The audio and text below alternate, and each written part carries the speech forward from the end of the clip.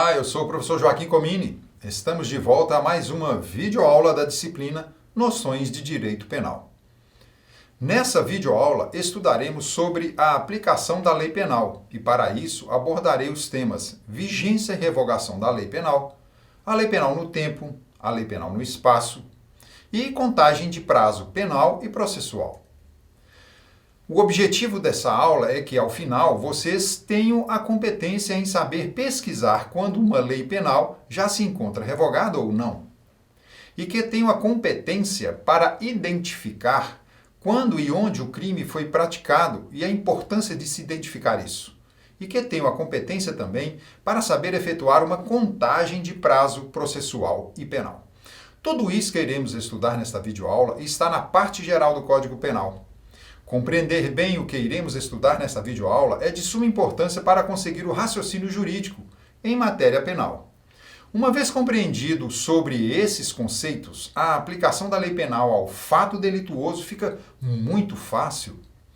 Então, iniciaremos estudando sobre vigência da lei penal. Como toda lei, as leis penais começam a vigorar na data indicada na própria lei. A data de início de vigência da lei localiza-se ao final do texto da lei, com os seguintes dizeres. Por exemplo, esta lei entra em vigor após decorridos 60 dias de sua publicação oficial. Outra mensagem sobre o início da vigência da lei, por exemplo, pode ser: esta lei entra em vigor a partir da data de sua publicação. Quando não consta na lei a data do início da vigência, a lei entrará em vigor 45 dias após a sua publicação no Diário Oficial da União. Esse prazo de 45 dias, meus caros, vale para dentro do país e no exterior. Uma questão muito importante é a que chamamos de vacatio legis, que significa vacância da lei. Mas o que é isso, professor? Ocorre a vacatio legis quando há um espaço de tempo entre a publicação da lei no Diário Oficial e a data de início da vigência. Voltando ao exemplo que acabei de mencionar, essa lei entra em vigor após decorridos 60 dias de sua publicação oficial. Esse prazo, pessoal, de 60 dias é o que chamamos de vacatio legis. Seguindo, veremos sobre revogação da lei penal. Mas o que é revogação? Revogação nada mais é que tornar sem efeito alguma coisa, anular, extinguir. Portanto, quando uma lei penal se encontra revogada, ela não tem validade jurídica. Temos dois tipos de revogação da lei penal: a revogação expressa e a revogação tácita. A revogação expressa ocorre quando a lei penal nova diz em seu texto quais são a lei ou as leis penais anteriores que estão revogadas. A revogação expressa, meus caros, encontra-se no final do texto da lei, com a seguinte expressão, normalmente assim, Por exemplo, fica revogada a lei número tal do ano X. Quando ocorre essa expressão, ela diz que toda a lei foi revogada. Mas existem casos em que a revogação ocorre somente de artigo de uma lei. Neste caso, diria que ficam revogados os artigos X, Y e Z da lei tal. Percebam que a revogação expressa pode ser somente de artigos de uma lei anterior ou de todo o seu texto.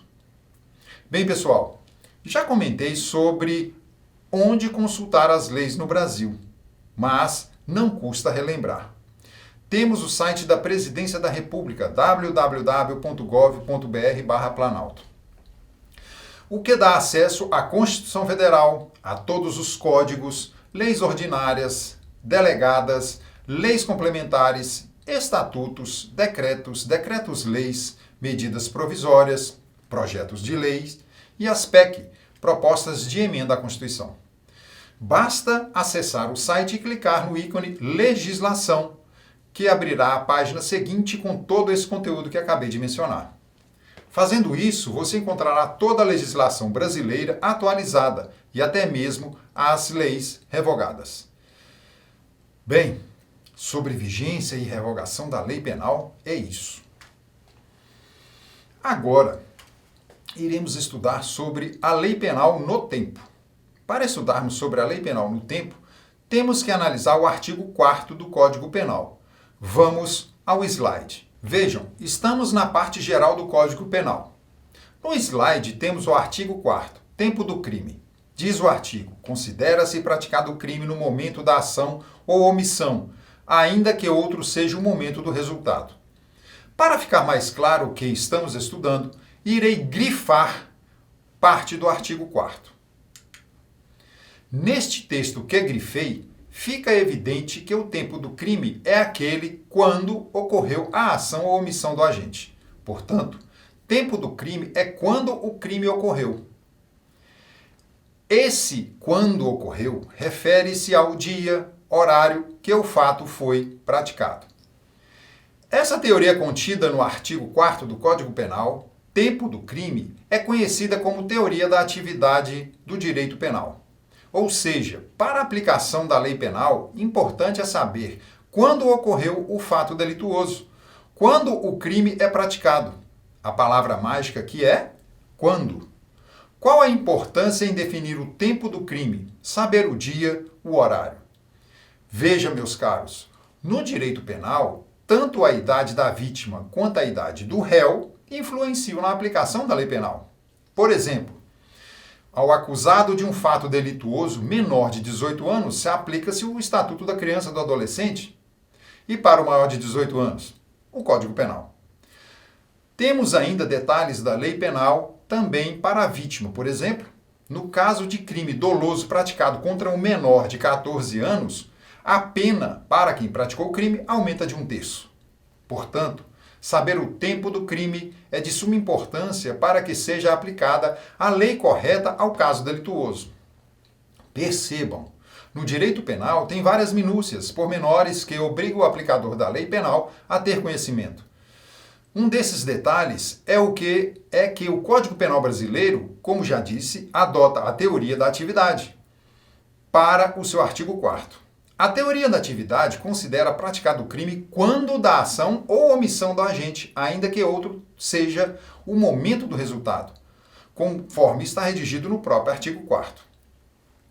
Mas, para esclarecermos melhor tudo isso, vamos exemplificar e vamos retornar ao slide novamente. Neste primeiro exemplo, temos um autor de crime com idade inferior a 18 anos. Suponha que uma pessoa com idade de 17 anos, 11 meses, 29 dias efetue disparo contra alguém que morre apenas uma semana depois. O homicídio só se consumou com a morte da vítima, que ocorreu uma semana depois. Uma semana depois, o agente que praticou o crime já tinha completado 18 anos de idade. Portanto, penalmente maior de idade, pois a maioridade penal é a partir dos 18 anos. Meus caros, toda essa preocupação com o tempo do crime, quando ocorreu o crime, para quê? Para saber a correta lei que será aplicada ao fato narrado. Nesse caso, será aplicado ao agente o Estatuto da Criança e do Adolescente, pois quando ele praticou o crime, era ainda menor de idade para efeitos penais. Vamos a mais um exemplo. Neste outro exemplo, temos o caso da vítima menor de 14 anos de idade. Suponhamos que o menor com 13 anos, 11 meses e 29 dias foi alvejado dolosamente por um disparo, mas só veio a falecer depois de já haver completado 14 anos. Como será aplicada a lei penal nesse caso? O Código Penal adotou a teoria da atividade, como eu já disse. Considera-se praticado o crime quando da ação ou omissão do agente, ainda que o outro seja o momento do resultado. Nesse exemplo da vítima, a ação do agente se deu quando a vítima tinha menos de 14 anos. Portanto, nesse caso, será aplicável o aumento de pena de 1/3, conforme manda a lei penal, pois quando da ação do agente, a vítima ainda era menor de idade. Compreenderam? Pois é. Viram a importância de saber o momento exato do crime? Comentei com vocês 2 bons exemplos que contextualizam bem o que estamos estudando, o tempo do crime. Faz toda a diferença no caso do exemplo em deixar de aplicar o Código Penal para aplicar o Estatuto da Criança e do Adolescente ao infrator. Meus caros, fixar o tempo do crime interessa para a aplicação de várias regras penais. Pois bem, Seguindo, estudaremos o lugar do crime, que está no artigo 6º do Código Penal. O lugar do crime é o local onde ocorreu o crime. Aqui a palavra mágica é onde. Onde o fato delituoso foi cometido. Em Belo Horizonte, em Januária, Pirapora, São Paulo, Montes Claros. Em uma via pública, no interior de uma residência. Em um estabelecimento comercial, numa escola. Numa creche, numa universidade, num templo religioso. Ufa, né? Então, o lugar do crime pode ser qualquer um desses que citei. E saber o lugar do crime é também de suma importância para a aplicação correta da lei penal. O lugar do crime foi recepcionado pelo artigo 6º do Código Penal. Vamos ao slide novamente. Parte geral, título 1 da aplicação da lei penal. Lugar do crime, artigo 6º. Considera-se praticado o crime no lugar em que ocorreu a ação ou omissão, no todo ou em parte, bem como onde se produziu ou deveria produzir o resultado. O artigo 6º demonstra, com sua redação, para os casos de crimes ocorridos à distância. O legislador adotou no artigo 6º a teoria da ubiquidade, ou teoria mista. A teoria da ubiquidade ou mista diz que a palavra ubiquidade tem um significado de onipresença, estar presente em todos os lugares. Então, ao adotar a teoria da ubiquidade, no artigo 6º do Código Penal, o legislador afirma que o lugar do crime é tanto o da conduta quanto o do resultado. Um exemplo hipotético. Um fato ocorrido na fronteira entre Brasil e Uruguai. Uma certa pessoa faz disparo de arma de fogo dolosamente, atinge uma outra pessoa que, mesmo após os disparos, atravessa a fronteira e chega no Uruguai, e vem a falecer no país vizinho. Nesse caso, aplica-se a lei brasileira, mas sem prejuízo de ser aplicada a lei penal do Uruguai. Ou seja, se o agente que efetuou os disparos for para o Uruguai, poderá ser preso. Resumindo, o local do crime será considerado tanto o da conduta quanto o do resultado. Meus caros, um outro exemplo muito comentado durante as aulas de direito penal para o artigo 6º do Código Penal é o da carta-bomba. Imaginemos que saiu daqui do Brasil uma carta-bomba endereçada a outro país, qualquer país do mundo. Nesse caso hipotético da carta-bomba, aplica-se a lei penal brasileira ao agente infrator, tanto em caso de crime consumado, se a bomba explodir, ou tentado, como mencionado no artigo 6º do Código Penal, que diz onde se produzir ou deveria produzir o resultado. O deveria refere-se ao crime tentado. Bem, pessoal, temos duas situações. Uma referente ao artigo 4º, tempo do crime, que adotou a teoria da atividade. Outra do artigo 6º, que é o lugar do crime, que adotou a teoria da ubiquidade. Não façam confusão entre elas. Seguindo, sobre contagem de prazos, tenho a dizer que, no direito penal, contamos o prazo da seguinte forma. Inclui-se no cômputo do prazo o dia do começo. Conta-se os dias, os meses e os anos pelo calendário comum, esse que utilizamos todos os dias. Tudo isso está no artigo 10 do Código Penal. Vamos ao slide novamente. Artigo 10 do Código Penal.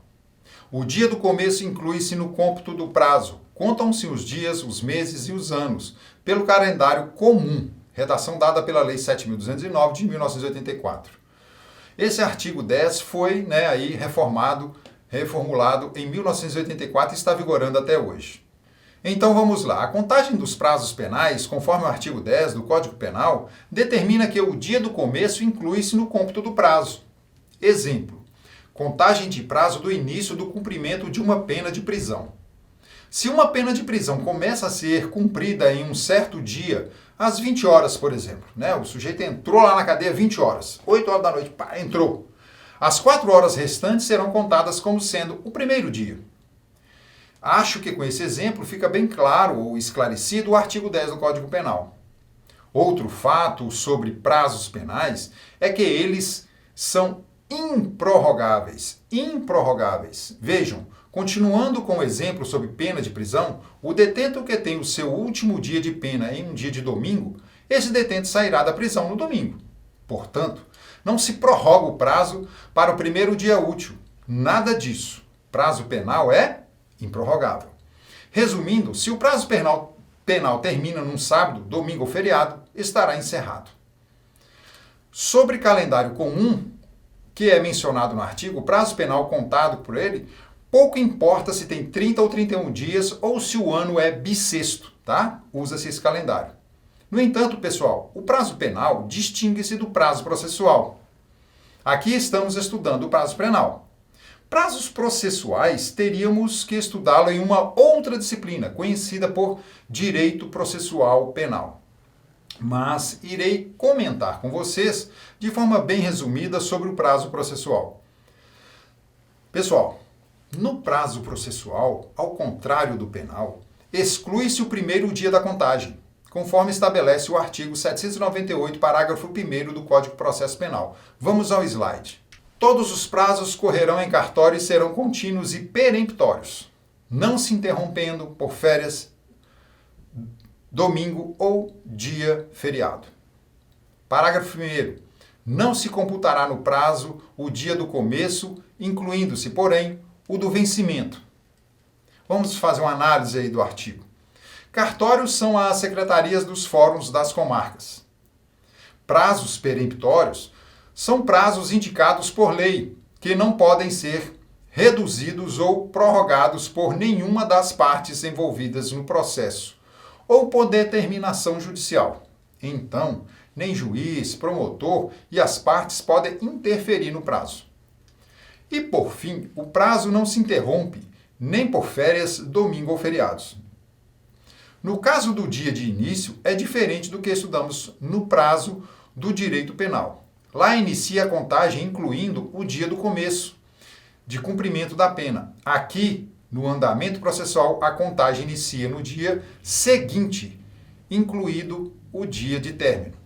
Assim, se o réu intimado pelo juiz de que a sentença já foi proferida no processo, por exemplo, no dia 17 de maio, o prazo para o réu recorrer da sentença começa no dia 18.